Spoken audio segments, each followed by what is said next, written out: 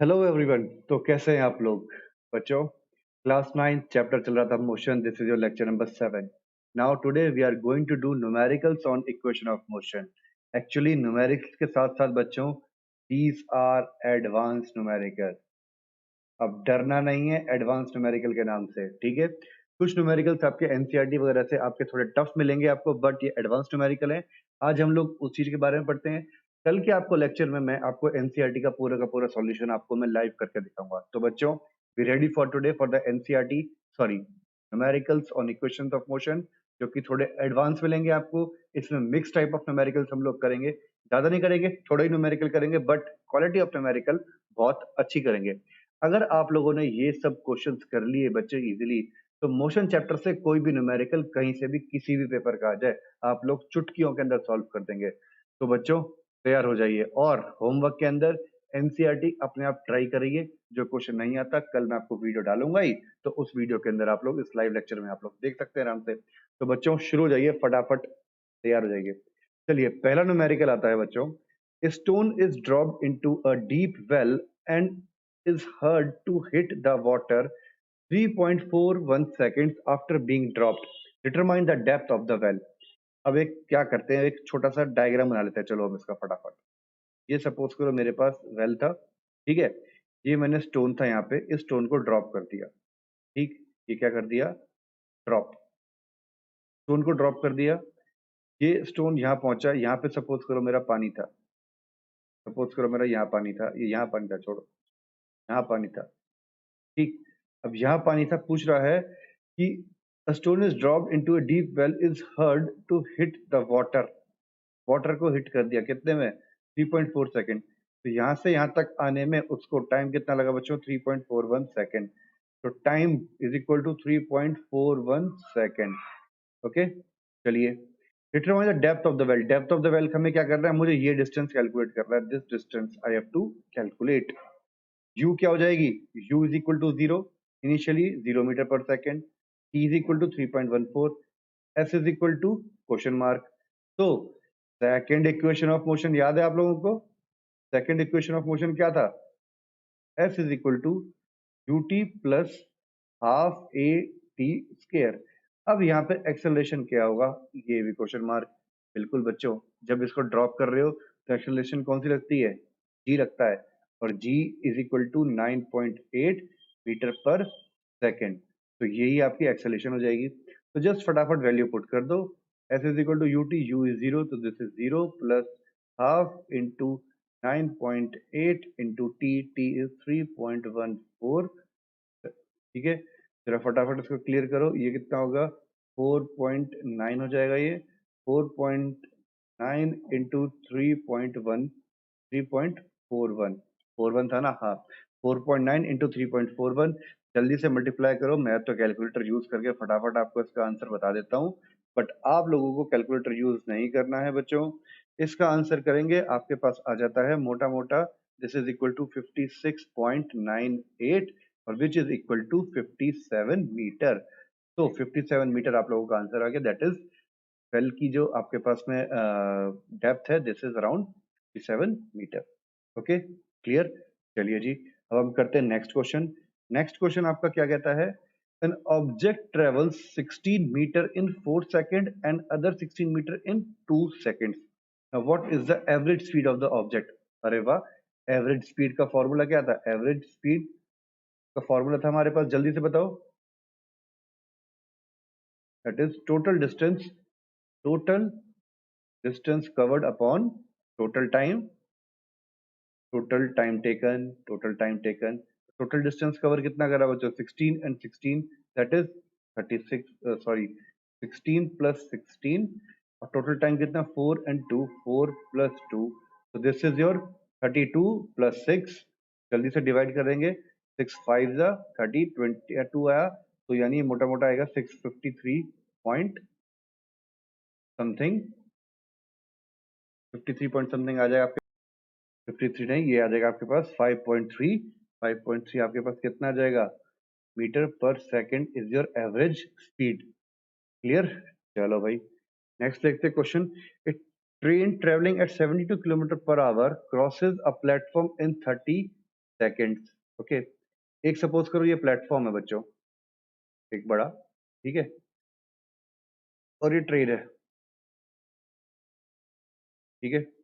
ये ट्रेन पूरे इस प्लेटफॉर्म को कवर कर देते हैं कितने में, 30 सेकेंड्स के अंदर पूरा पूरा प्लेटफॉर्म कवर करती है। तो ट्रेन ने टोटल डिस्टेंस कितना करा, distance travelled by train, distance travelled by train, by train in 30 seconds, क्या क्या डिस्टेंस हुआ, A B platform plus its length plus train length. भाई ये पूरी की पूरी ट्रेन जो ये हिस्सा है और ये हिस्सा है, ये पूरा का पूरा अगर ये यहाँ पहुंच जाएगा तभी तो माना जाएगा कि ट्रेन ने ये प्लेटफॉर्म कवर कर दिया 30 सेकंड के अंदर। तो ट्रेन को अपनी ये लेंथ कवर करनी पड़ी और ये पूरा का पूरा प्लेटफॉर्म कवर किया कितने में, 30 सेकंड्स के अंदर कवर कर दिया। तो ट्रेन ने कितना किया, A B platform plus train length, आपका distance cover by the train in 30 seconds. चलो भाई, ये तो मेरी पहली केस आया। उसके बाद ये कहता है a man standing on the platform, और ट्रेन क्या करता है, एक आदमी खड़ा हुआ प्लेटफॉर्म पे, उसको करती है 18 सेकंड में। अब सपोज करो ये खड़े हुए हैं आप, ठीक है। अब आपको कवर करने के लिए ट्रेन को क्या है, ये जो हिस्सा है यहाँ से गया, ये ये आ गया, और कैसे था ये था, तो आपकी तो पॉइंट लेंथ मानी जाएगी। तो आपको कवर करने में लगते हैं ट्रेन को कितने सेकंड, 18 सेकंड। सो 18 सेकंड्स के अंदर distance travelled, distance travelled by train, by train in 18 seconds, 18 seconds में कितना डिस्टेंस ट्रेवल करेगी, that is original length of train. तो लेंथ ऑफ ट्रेन को ही वो अपने आप को कवर कर पाएगा, ठीक है। तो 18 सेकंड में क्या करा, original length of train cover करी। 30 सेकंड के अंदर बच्चों ट्रेन ने क्या करा, प्लेटफॉर्म ए बी प्लस उसका टाइम था ट्रेन लेंथ का, तो ट्रेन लेंथ का टाइम हमें क्या मिल गया, 30 second is equal to time of platform plus train length का टाइम, ट्रेन लेंथ टाइम। तो ट्रेन लाइन टाइम कितना दिया हुआ मेरे को, 18 सेकंड। जरा इसको माइनस कर दूं, 30 minus 18 is equal to 12 second. तो 12 सेकंड किसका टाइम हो गया बच्चों, ए बी प्लेटफॉर्म का टाइम। ए बी प्लेटफॉर्म का टाइम कितना हो गया, 12 सेकंड। अब फटाफट देखो टाइम कितना बच गया मेरे पास, 12 सेकंड। वेलोसिटी कितनी है मेरे पास, वेलोसिटी ऑफ ट्रेन और स्पीड ऑफ ट्रेन, मैं इसको एफ टी लिख देता हूं, that is 72 kilometre per our AMPH। अब इसको कन्वर्ट कर देते हैं हम लोग मीटर पर सेकंड। तो मीटर पर सेकंड में 72 इंटू में 5/18, तो ये गया 4 पे, तो this is 20 metre per second is the velocity of train. तो वेलोसिटी दी हुई है, वेलोसिटी इज इक्वल टू और speed is equal to distance upon time. Distance कितना है बच्चों, हमें कैलकुलेट करना है, तो distance is equal to speed into time हो जाएगा। ये यहाँ से खत्म कर देता हूं मैं। स्पीड कितनी, 20 into 12 is equal to 240 metre. तो 240 मीटर क्या होगा बच्चों, लेंथ ऑफ प्लेटफॉर्म। क्लियर हो गई बात, ये दोबारा से बताऊं क्या मैं इसको, चलो देखो एक बार। ये ए और बी आपका प्लेटफॉर्म था बच्चों, इस प्लेटफॉर्म को कवर करने के लिए ट्रेन लेती है 30 सेकेंड। ए और बी प्लेटफॉर्म है, उसको कवर करने के लिए ट्रेन इज टेकिंग 30 सेकेंड। अब ट्रेन ने ए और बी प्लेटफॉर्म को 30 सेकंड में कवर किया, और एक उसमें आदमी खड़ा हुआ था, उसको कवर करने में लेती है ट्रेन 18 सेकंड। अब जरा एक बात देखो, जब 30 सेकंड का मतलब क्या है, जिस 30 सेकंड के अंदर ट्रेन ने कितना डिस्टेंस ट्रेवल किया बच्चों, इस 30 सेकंड में ट्रेन ने इस ए बी प्लेटफॉर्म लेंथ को कवर किया प्लस अपनी भी लेंथ को तो कवर करेगी। देखो जरा एक बार इस ग्राफ के थ्रू देखो, ये पोजीशन एक्स थी ट्रेन की स्टार्टिंग में, ये पहला डब्बा आना शुरू हुआ, और ये पोजीशन वाई।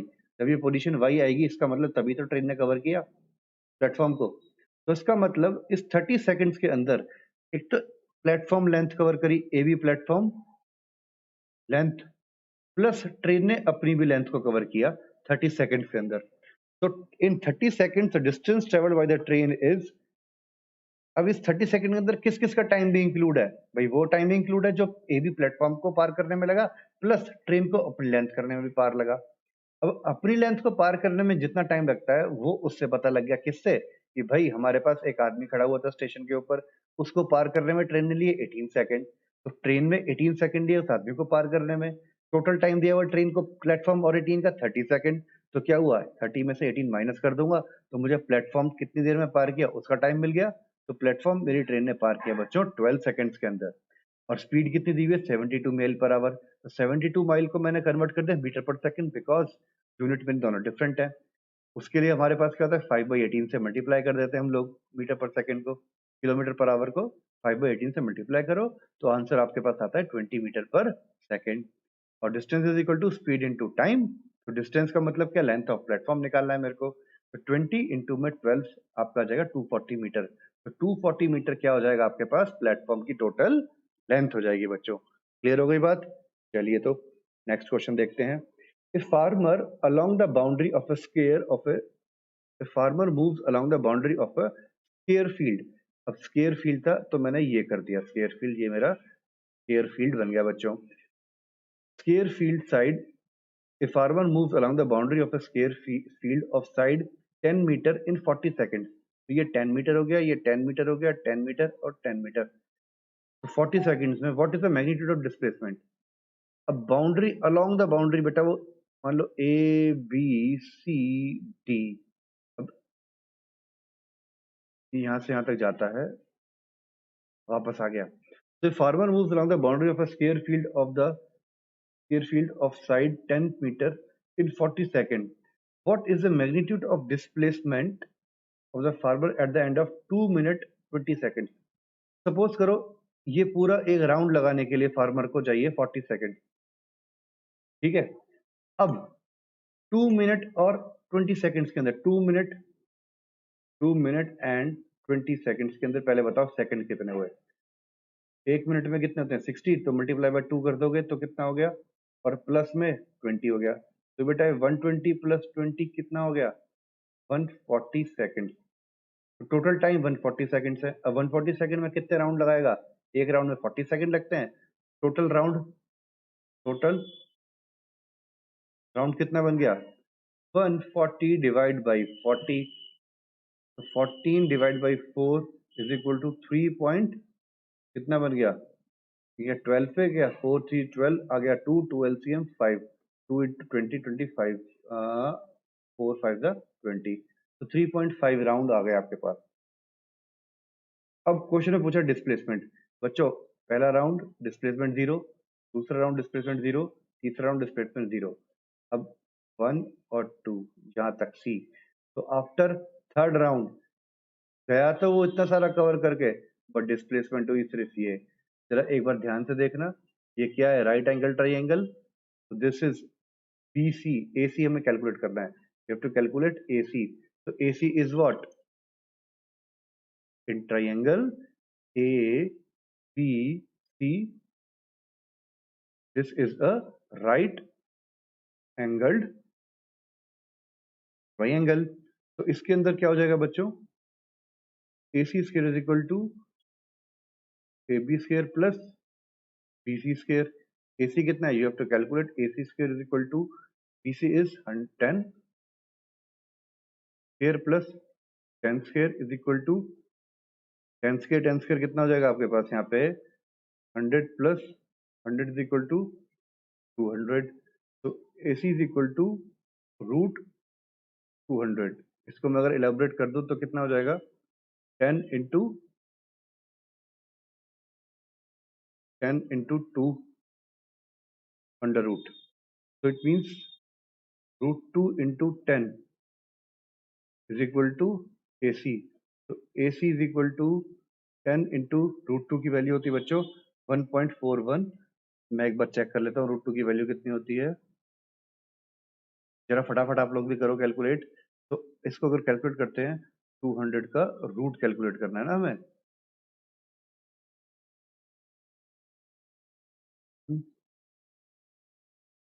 चला गया, रूट रूट गायब हो गया, ये आ गया। तो, हाँ, ये इसकी रूट टू की वैल्यू होती है 1.41। तो आपके पास मल्टीप्लाई करेंगे तो 14.1 आपका आंसर आ जाएगा। 14.1 metre will be your answer. Okay, तो 14.1 metre is the displacement of that particular farmer in 2.20 2 minute 20 seconds। Got it? Clear हो गई बात ये। चलो तो फिर अगला क्वेश्चन देखते हैं। अगला क्वेश्चन कहता है an executive drove from a home at an average speed of 30 mile per hour to an airport where the helicopter was waiting। देखिए, executive boarded the helicopter and flu the corporate office. भाई अमीर लोग हैं, helicopter में जा सकते हैं ये लोग। an average speed of 60 mile per hour। The entire distance covered is 150 miles। The entire trip took 3 hours। Find the distance from the airport and the corporate offices। चलो भाई, तो entire journey took 3 hours। Total time is equal to 3 hours। Total distance covered is equal to 150 miles। So an executive drove from home to an average speed of 30 kilometre per hour to an airport and then 60 kilometre per hour से वो fly करा था। ठीक है, तो अब जरा ये बताना, जरा एवरेज स्पीड जो है इस केस में कितनी आई। इस केस में एवरेज स्पीड आ गई 50। स्पीड स्पीड क्या हो जाएगा, डिस्टेंस अपॉन टाइम। ये हो गया 150/3 दैट इज 50 mph। ये क्या हो गई बच्चों, इसकी स्पीड हो गया। एवरेज स्पीड इसकी आ गई 50 mph। ओके, और टाइम कितना था आपके पास में, 3 आवर्स की। इसमें टोटल जर्नी की एवरेज स्पीड आती है इसकी 50 mph। अब आपसे पूछता है डिस्टेंस कितना था एयरपोर्ट से, उसके जो घर था होम से लेकर एयरपोर्ट का डिस्टेंस, और जो उसने फ्लाई करा उसमें कितना डिस्टेंस उसने कवर किया। तो अब ध्यान से देखो, let distance covered from home to helicopter airport X. तो एयरपोर्ट से एयरपोर्ट टू ऑफिस कितना हो जाएगा, 150 माइनस एक्स। ठीक है, 150 माइनस एक्स हो गया। तो इसका मतलब ये जो 150 हो गया, ये कितना हो गया, अच्छा चलो छोड़ो इसको। 150 माइनस एक्स हो गया। एवरेज स्पीड कितनी दी हुई है मेरे पास, 50 है। ठीक है, तो 50 इज इक्वल टू डिस्टेंस कितना था। इसे मैं इसको अभी नहीं, चलो इसको मैं एक दूसरे तरीके से बताता हूँ आपको।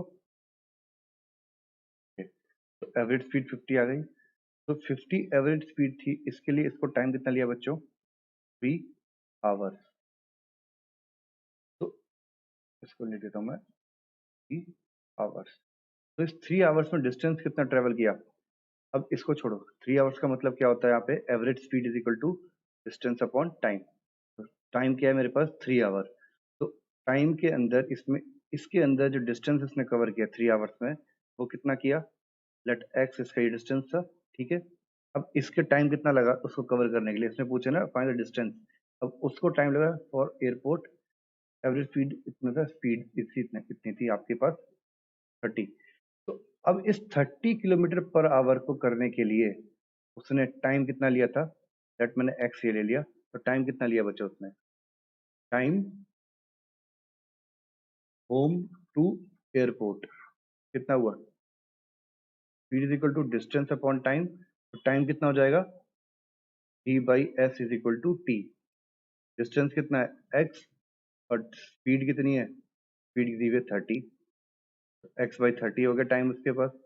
अब टाइम एयरपोर्ट टू ऑफिस कितना हो जाएगा, 150 माइनस एक्स डिवाइड बाई 60। दोनों को जोड़ दोगे तो it will be equal to 3 hour. तो x upon 30 plus 150 minus x/-x/60 is equal to 3 आ गया। अब इस इक्वेशन को सॉल्व करो फटाफट, x की वैल्यू आ जाएगी। एलसीएम ले लेते हैं यहाँ पे हम, 60 एलसीएम आ गया, तो ये आ गया 2x plus 150 minus x is equal to 3, cross multiply is equal to 60, तो 2x की जगह पे आ गया x is equal to 180 minus 150 is equal to 30, तो x is equal to 30। f का मतलब क्या था, डिस्टेंस, डिस्टेंस ट्रेवल्ड ये कितना था, 30 था, ठीक है, और ये वाला कितना हो जाएगा, 150 minus 30 is equal to 120 miles.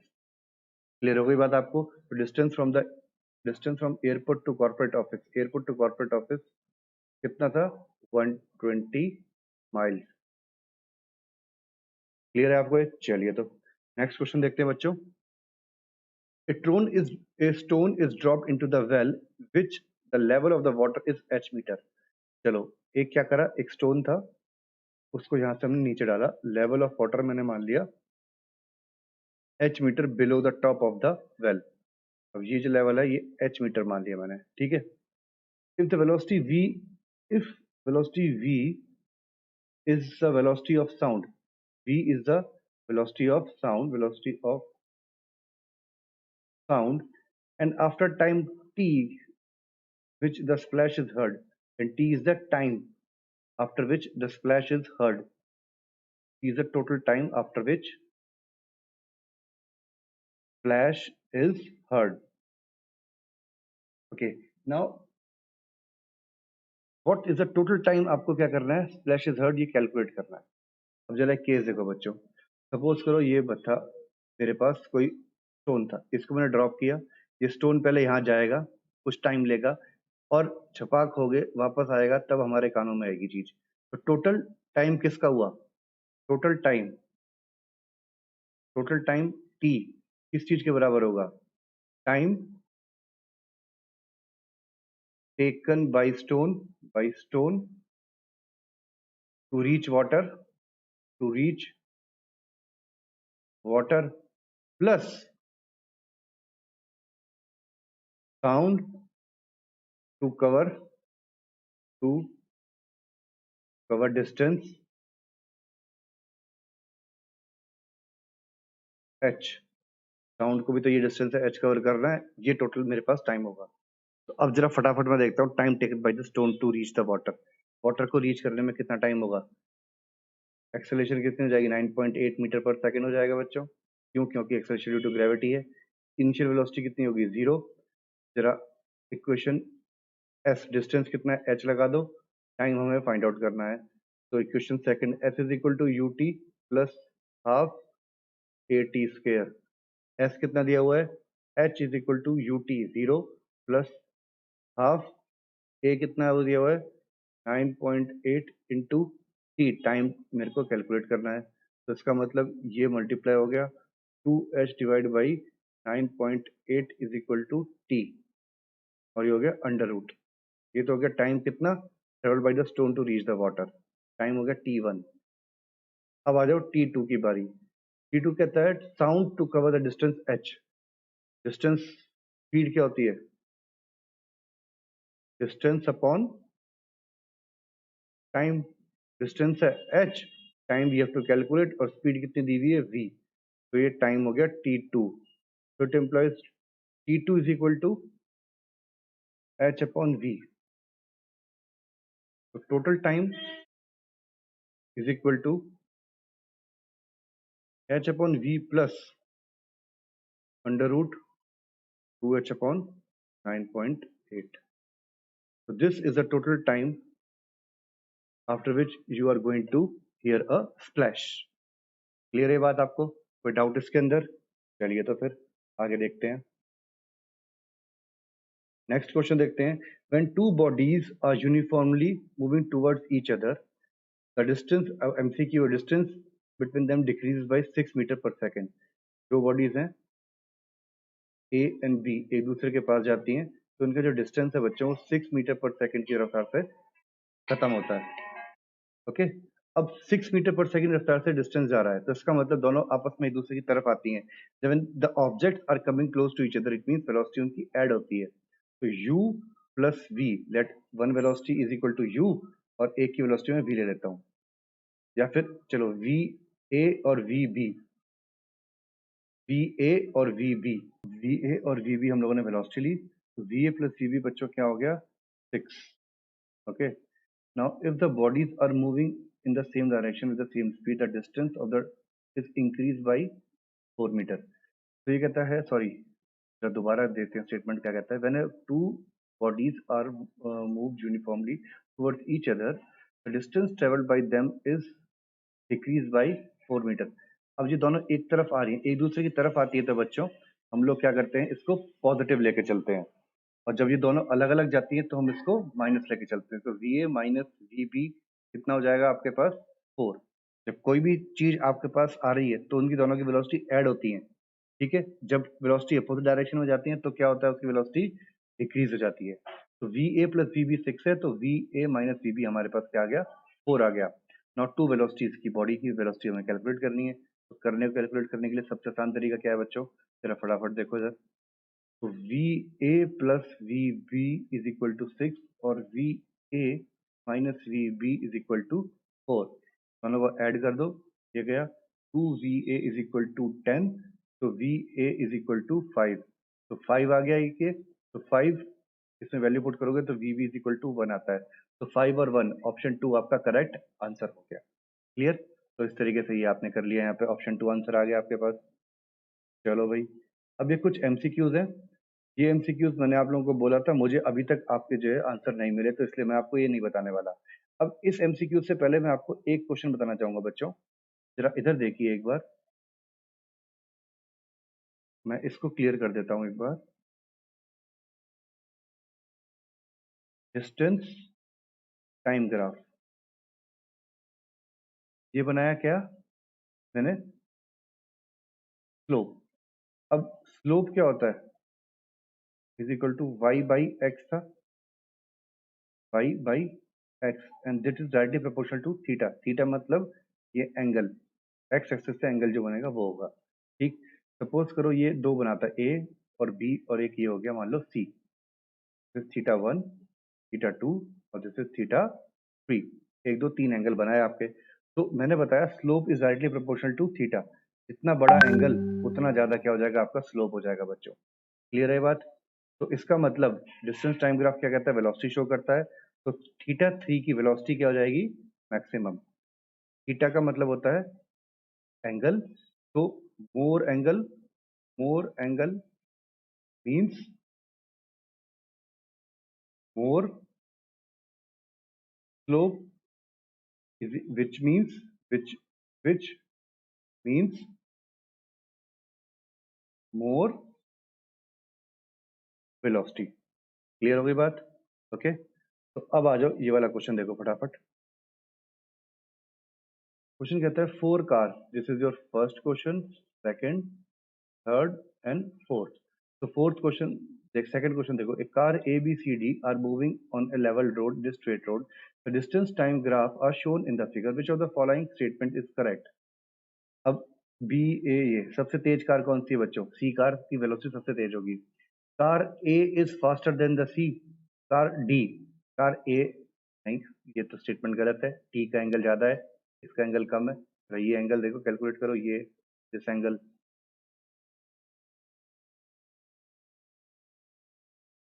ये मैं अलग अलग कलर से मैं आपको एंगल रिप्रेजेंट करके दिखा देता हूँ.